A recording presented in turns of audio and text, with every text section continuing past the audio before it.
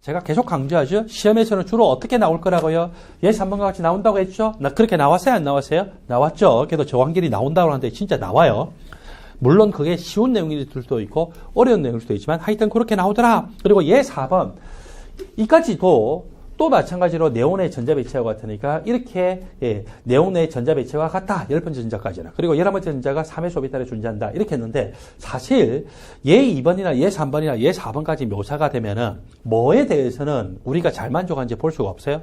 훈트의 규칙을 만족하는지 안 하는지 이런 거 볼 수가 없죠.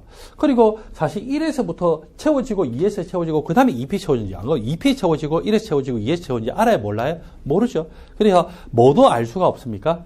예, 아우프바 원리도 사실 충족하는지를 잘 볼 수는 없어요. 근데 심플이죠, 뷰리. 그래서 시험에서는 보통 뭐로 나온다고요? 예, 3번으로 나올 수가 있습니다. 자, 여러분들은 1번 원소 수소부터 보니까 전자 배치.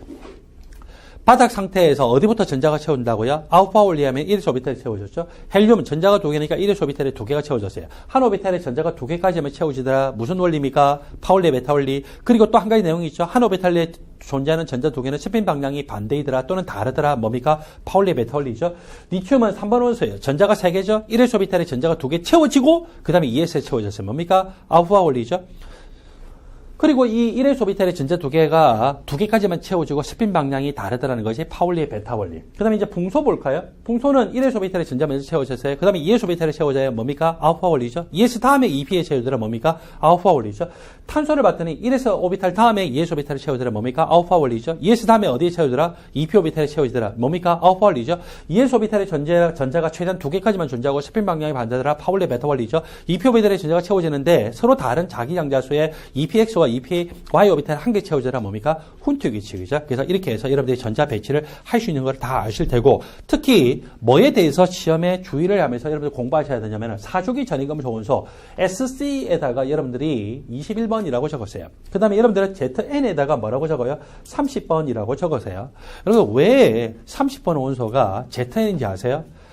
사람 나이가 30살이 되면 내가 이제 젊음이 갔구나 이러면서 코끝이 징하죠. 내 나이 30살 잔치는 끝났다. 코끝이 징하더라. 그래서 징크가 아연이잖아요. 그래서 아연이 30번. 그래서 여러분들 아연이 30번의 원소는 외울 필요는 없지만 그런 식으로 생각하시면 되겠죠. 남자가 몇 살이 지나면은 철이 들기 시작한다고요? 끝까지는 50을 지나면 철이 들죠. 끝까지는 50이라는 것은 26살에 딱 되면서 25살이 딱 지나자마자 체력이 급격하게 떨어져요.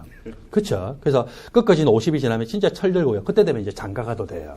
내 처자를 위해서 내가 허랑방탕하지 않고 내가 살신성의를 하면서 열심히 돈을 벌어서 처자를 먹여 살리죠. 조한길은 그렇진 않았지만 anyway. 그래서 이렇게 해서 26번 원소가 철인데 자 이거를 보라는 게 아니고 스칸듐부터 시작해서 아연까지를 파란색 형광펜으로 네모가로 표시를 다 가세요. 저것은 몇 주기 전이금속 원소입니까? 4주기 전이금속 원소이죠. 4주기 전이금속 원소인데 먼저 스칸듐 볼까요? 21번이에요. 18번째 전자까지는 아르곤과 전자 배치가 같죠.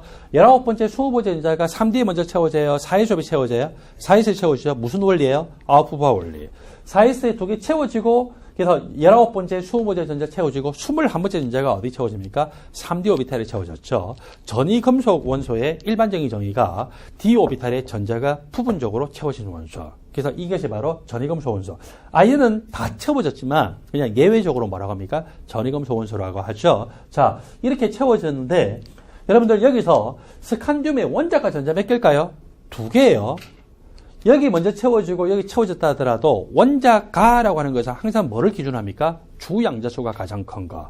이거는 주양자수가 기껏해봐야 3이에요. 이건 얼마입니까? 4죠. 주양자수가 가장 큰 전자껍질이죠. 부껍질이 아니라 전자껍질을 기준으로 해서 보기 때문에 4주기 전이금속 원소는 이 원자가 전자가 몇 개 아니면 몇 개예요? 한 개 아니면 2개죠. 여러분들은 빨간색 형광펜을 가지고 밑줄을 닦으세요. 24번 크롬. 29번 구리는 바닥 상태에서 4S 오비탈의 전자가 몇 개씩 존재하더라고요. 한 개씩 존재하죠. 빨간색 볼펜을 가지고서 4S 오비탈 전자 한 개씩 존재하는 거에다가 동그라미 빡빡빡빡.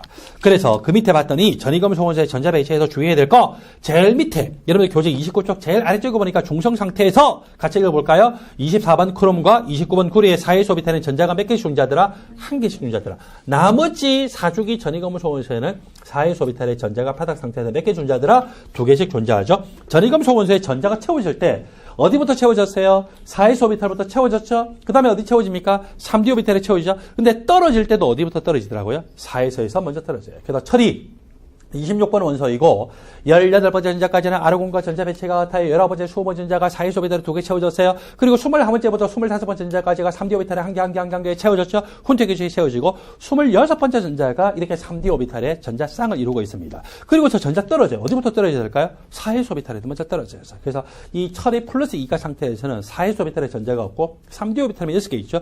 그리고 여기 이 오비탈의 전자가 또 쌍을 이루면은 홀 전자 있는 것보다는 반발력이 크겠죠. 따라서 이 전자 한 개까지도 떨어져서 모두 홀 전자로 존재하는 철 3가 이온도 되기가 쉽더라는 거죠. 여러분들은 요거 전체예요. 철의 전자 배치도를 파란색 용어표로 네모그룹 표시를 딱 하고 난 다음에 거기다가 큰 불가사리 표시하고 이해 앤드 암기를 하세요. 이해 앤드 암기를 하세요. 자, 전자가 채워질 때도 어디부터 채워지더라고요? 전해금속 원소는 4s 오비탈. 떨어질 때도 어디부터 떨어져요? 4s 오비탈. 그리고 철의 경우에는 4s 오비탈에서 떨어진 상태에서 플러스 2가가 되는데 플러스 3가가 되니까 또 어디서 떨어지더라고요?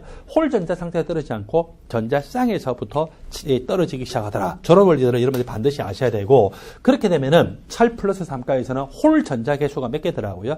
5개구나 라고 하는 것도 아셔야 됩니다. 여러분들 교재 30쪽으로 넘어갑니다. 30쪽으로 넘어갔죠? 그리고 저를 보세요. 질문! 4주기 전해금속 원소의 원자가 전자는 몇 개 아니면 몇 개라고요? 1개 또는 2개죠? 대부분 다 2개인데 뭐만 1개더라고요? 24번 코론과 29번 구리는 1개이더라. 그건 훈투 규칙에 의해서 그런데 제가 이미 핵심 일반학과 일반학 종론에서 설명했기 때문에 여기서는 설명을 하지 않습니다. 훈투 규칙에 의해서 그렇다라고 하는 정도만 여러분들 연결시킬 수 있으면 됩니다.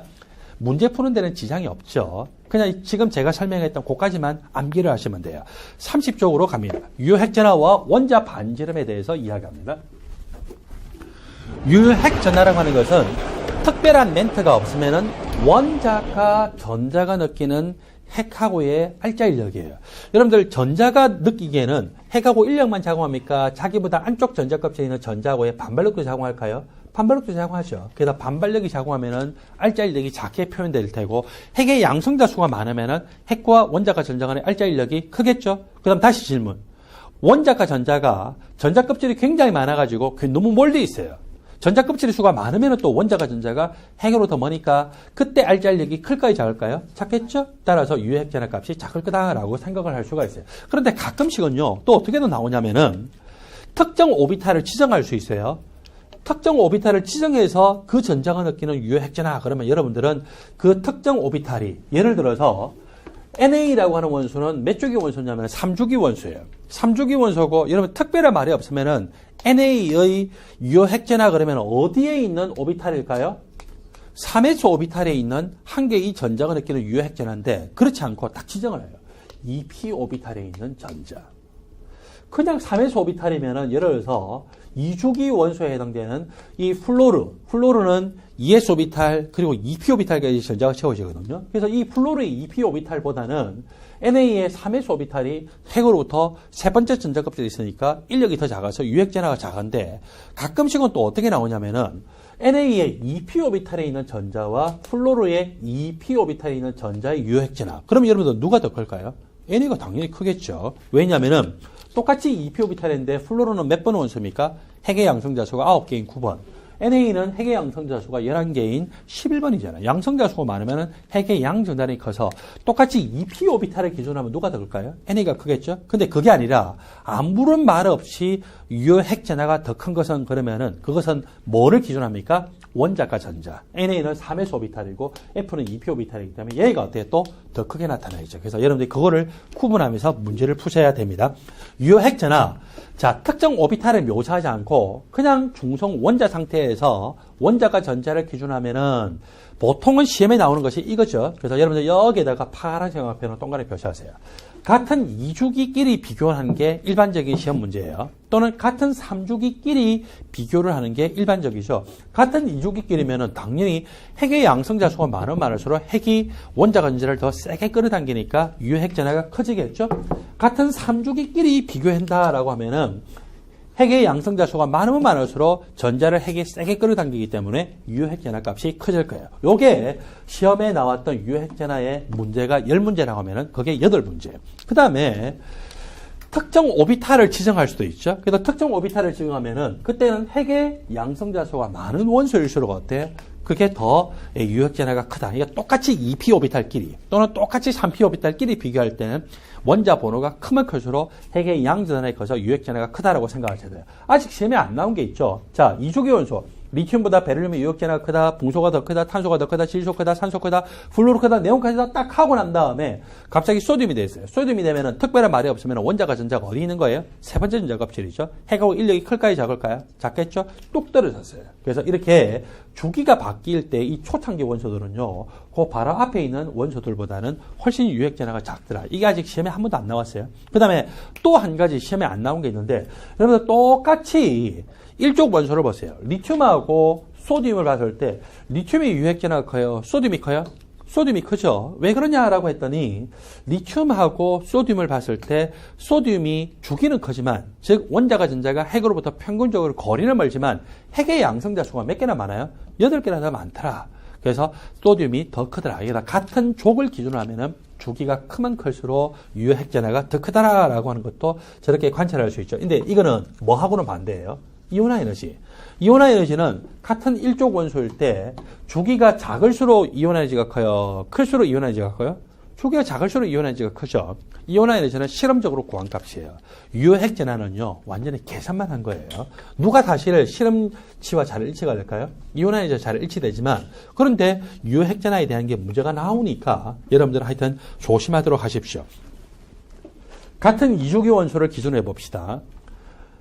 원자 번호가 크면 클수록 유핵 전환은 커집니다. 또 원자 번호가 크면 클수록 핵의 양 전환에 커서 전자를 세게 끌어당기는 게 원자 반지름은 또 어떻게 될까요? 작아지겠죠. 같은 3주기 원소를 기준으로 해도 마찬가지. 11번 소듐부터 18번 아르곤까지 핵의 양성자수가 많다. 즉 원자 번호가 크면 클수록 유핵 전환은 정확하게 선형적이진 않지만 거의 선형적으로 증가되지만 원자 반지름은 갈수록 어떻게 되더라? 더 작아지더라 라고 하는 것을 볼 수가 있습니다. 잠시 후에 계속 설명하겠습니다.